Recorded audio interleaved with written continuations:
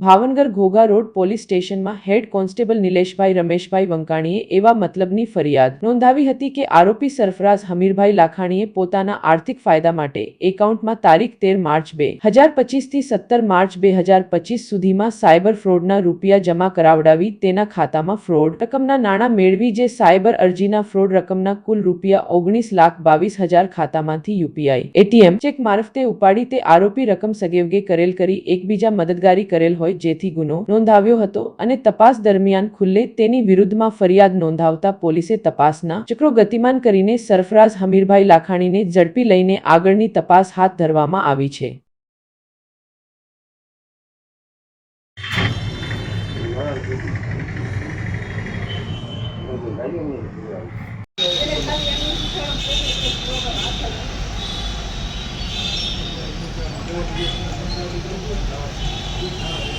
message बड़ी लंबी हो बस